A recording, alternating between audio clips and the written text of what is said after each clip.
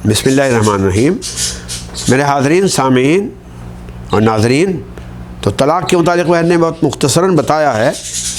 اس کے جو ثمرات ہیں، اس کے جو رزلٹ ہیں، اس کے جو نتائج ہیں وہ بہت عجیب ہیں، لیکن ایک رزلٹ جو ہے وہ میں بتا دیتا ہوں کہ جس کو طلاق دی گئی اس کو ہم یعنی کہہ لیجیے مطلقہ، اس کو عدت گزارنی ہوگی۔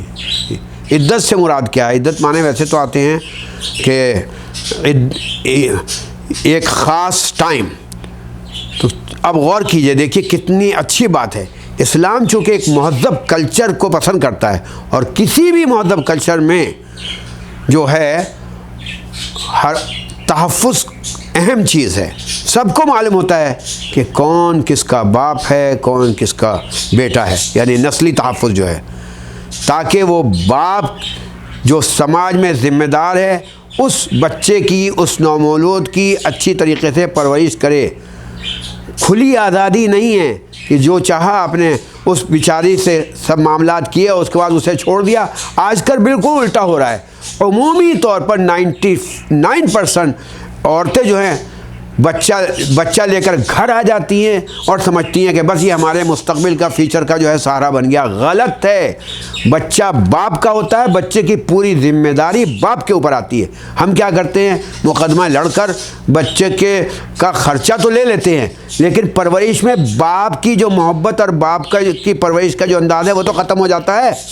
بلکہ معافی چاہوں گا میں کہ عورت کے میکے میں رہ کر ظاہر سی بات ہے باپ کے متعلق تو بہت ہی غلط تصور دیا جاتا ہے اس بیٹے کو، تو خود گنہگار بھی ہوتی ہے اور بیٹے کو بھی گنہگار بنایا جاتا ہے۔ یہ بالکل غلط تصور ہے۔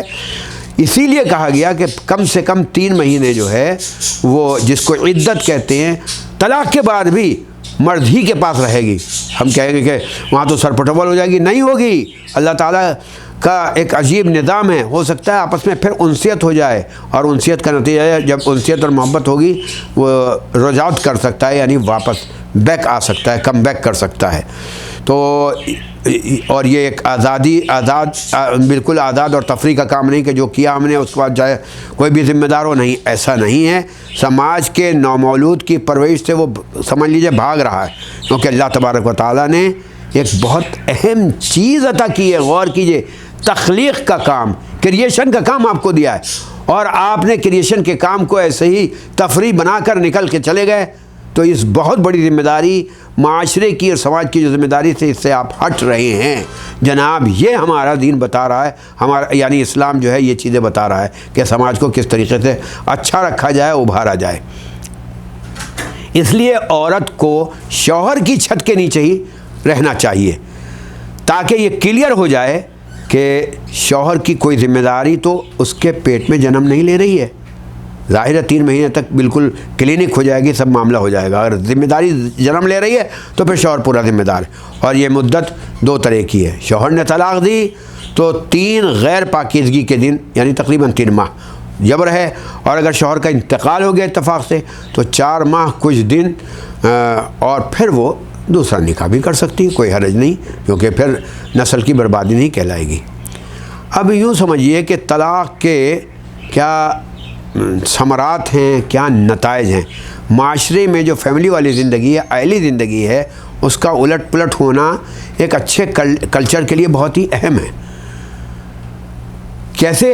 اس لیے کہ اسلام بندھن ٹوٹنے کے باوجود کسی نہ کسی بہانے کچھ نہ کچھ جوڑے رکھتا ہے۔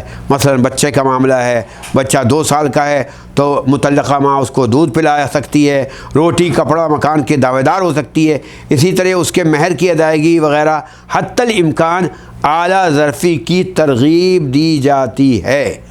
یہ مختصر سے بتایا گیا ہے طلاق کے متعلق۔ اس کے بعد کچھ واقعاتی چیزیں آ رہی ہیں، جیسے کہ جس میں ایک اہم چیز ہے وہ ہے طالوت اور جالوت کا قصہ، جس کی میں نے لنک بھی دے رکھی ہے، اور انشاءاللہ اس پر واقعاتی اس میں آپ کو تفصیل سے بتاؤں گا۔